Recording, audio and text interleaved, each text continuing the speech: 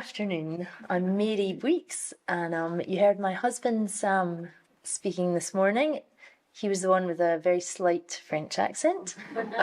And so he explained a little bit about our work, the work that we are doing with Global Recordings Network. And so I'm very honoured to be with you this afternoon and to have this opportunity to share a little bit of my own experience of mission around the theme, today's theme of partnership in mission, and before partnership in the gospel.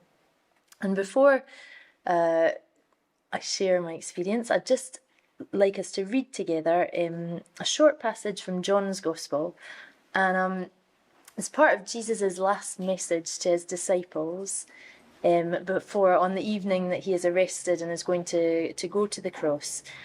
And it's a part of what he leaves with them. So it's John chapter 15, verse 12 to the start of verse 16. My command is this: love each other as I have loved you. Greater love has no man than this, that he lay down his life for his friends. You are my friends if you do what I command.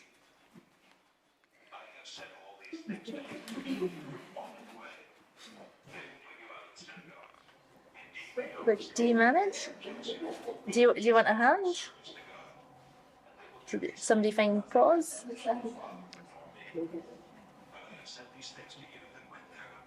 Thank you.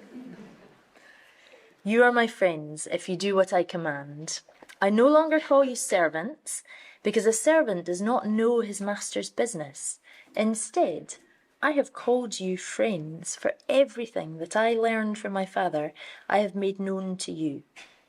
You did not choose me, but I chose you and appointed you to go and bear fruit that will last.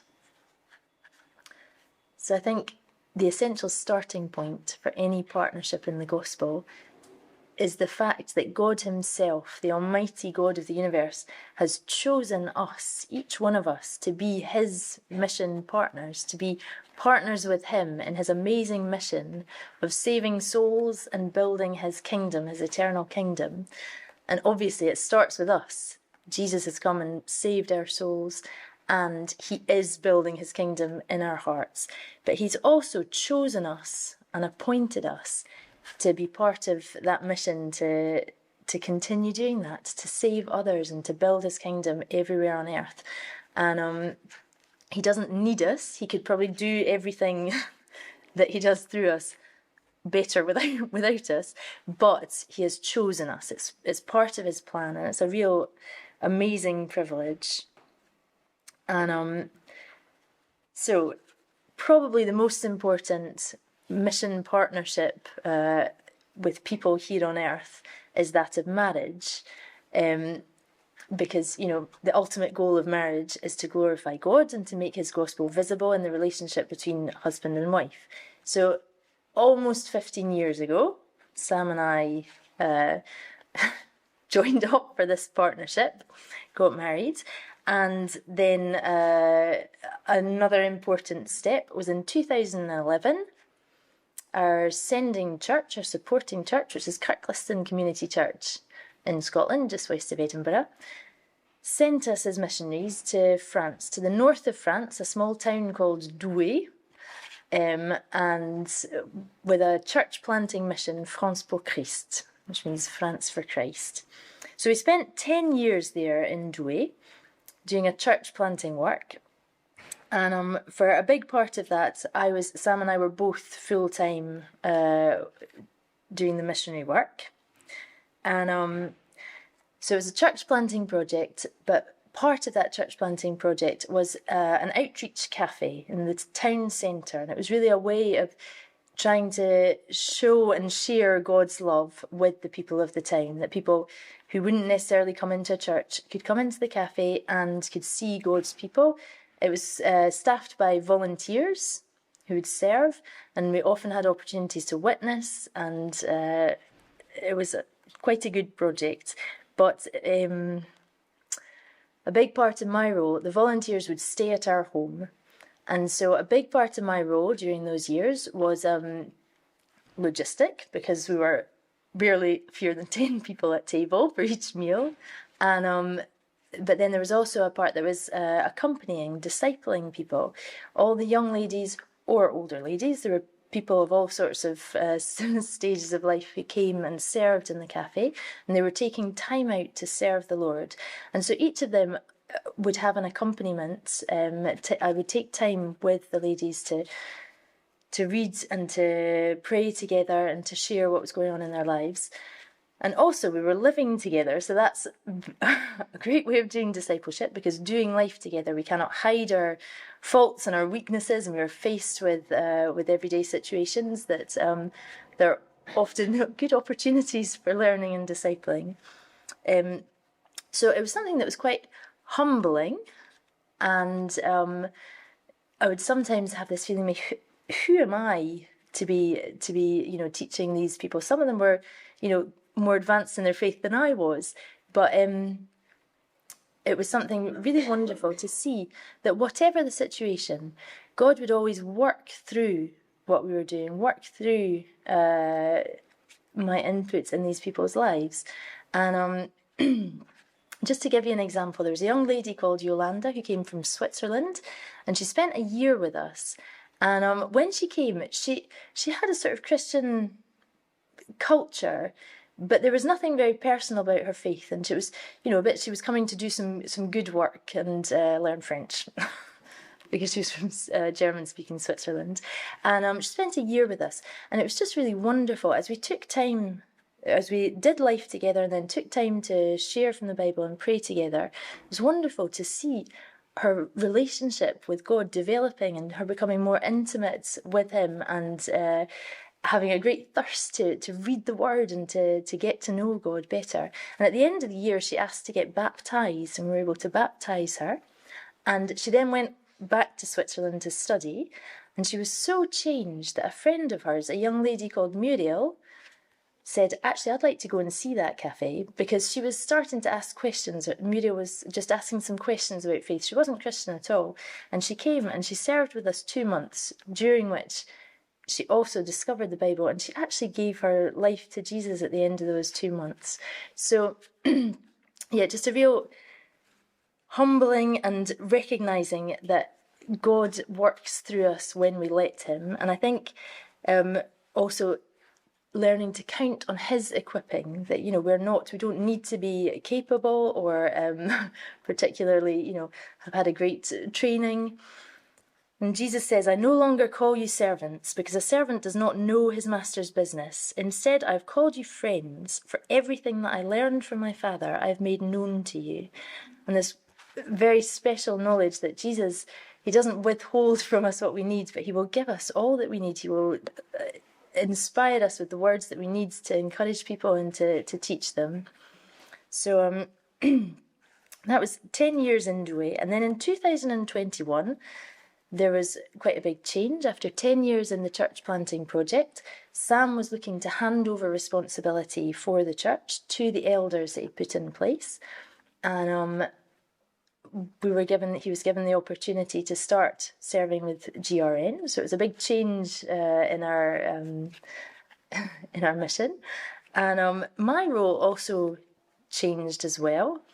I had been involved full-time with the church planting project, and towards the end, as the children had got bigger and gone to school as well, I had actually taken up my profession again. I trained as a vet and had worked as a vet before we got married, and after we got married as well, but before we went to Dewey. And I had actually taken up some part-time work, initially for financial reasons, to support and enable Sam to keep going in his ministry. And it was actually a way that God used to take us somewhere else in the country, from the north to the south, through a job that I was then given. And it's something that's been very interesting on our missionary journey, and I think it's very important to remember, whether we're in full-time mission or not, this idea that we need to be really attentive to what God is asking us to do, because He gives us callings. He calls us to things. And it's very important also to persevere in what he's called us to. But we need to be attentive, we need to be listening, and we need to be ready to obey and not so attached to the project or thing that we are doing. We need also to hold these things lightly and to be ready and willing when he asks us to do something else, to change what we're doing, even if what we were doing before was really good, to be able to listen and obey. And Jesus says, "You are my friends if you do what I command." And lots of his commands are very transversal. So we must love one another, we must forgive one another, we must do good to those around us. And those are true in every situation. But God also has specific plans and projects, good works that he's prepared in advance for us to do. And it's really important to be listening to him and ready to move on to the next thing or to what he's calling us to. So I now find myself in my current role, juggling several different roles. So I'm working for the French government, heading up a small team of veterinary services in the town of Sisteron. And I'm also very much involved in the work with GRN. I do a lot of correcting emails in English to various country centre leaders. And it's quite often that I will come home from work and find hundreds of cuddly tigers all over the living room that Esther and Jamie, our children, are busy programming, and I will help them to finish programming and pack them up into packages and send them off to mission partners who will then take them into Ukraine for the children there. And then, of course, the role of wife and mother, which, as many of you know, is also a big role. So it's a really interesting time. And I'd just like to give another example of this partnership in the gospel, which God has really given me a great opportunity to live out. In my work, I've actually had the opportunity to employ 2 young ladies from our local church in my team. And it's just so precious to be able to be witnesses together. And I think it's perhaps particularly true in France, and particularly true working for the government, because in France there's a very strong obligation for laïcité, so to be totally secular, no connection between religion and the state. And so that can be quite oppressive sometimes. Laïcité is supposed to be the freedom for each one to believe what they want and to express their own beliefs. But in fact, it has translated into a sort of state-imposed atheism where it's totally taboo to speak about God. And so it can be quite hard to be witness in that context. It needs a lot of wisdom and sensitivity. And after a few quite good opportunities when I started the job to speak with some of my colleagues and speak with them about my faith and about Jesus, there'd been a long period where nobody was really forthcoming, and I felt like there's not much going on, and it was quite discouraging. And just a few weeks ago, one of my colleagues, my Christian colleagues, she's called Caroline, and she's actually from the Ivory Coast. She's got refugee status in France, and she's working with us.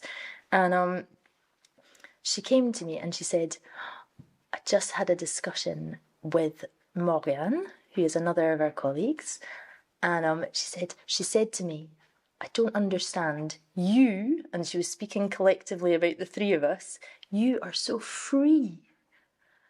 People can be mean to you, the situation can be horrible, it just doesn't touch you. You are so free. And I don't understand how that's possible." And so it was a real encouragement. And it's something I'd also like to encourage you also in whatever situation you find yourself. Sometimes we don't see what God is doing, but Jesus says, "I chose you and appointed you to go and bear fruits that will last." And it's something we need to trust him with as well. Even when we can't see what's happening, he is at work through us, and he will, if we will just trust in him and let him be at work in our lives, then he will make us bear fruit. And so to finish with, I think just to come back to perhaps the most important aspect of partnership in the gospel mission partnership is always relationship. And it's not so much practical outworkings of the partnership, but how those partnerships are lived out, our relationship with the people that we are partnering with. And, I think that's true in the work situation, where there are often stressful situations or people let you down, and, to be able to live out the gospel in those situations. And then I think also, particularly in the context of marriage, which is not always easy, coming home from a long, tiring day of work, and, it's very important. It's something that I'm always learning, and it's something that where I'm often failing. But Jesus has given us the example. He chooses us as his mission partners, and he gives us the example of what it is to be partners together in this enterprise. And he says, "My command is this: love each other as I have loved you. Greater love has no man than this, that he lay down his life for his friends." And so I think really the heart of any mission partnership, in my experience, is this ability and decision to give of oneself and to trust Jesus that he will work through that. Thank you for listening.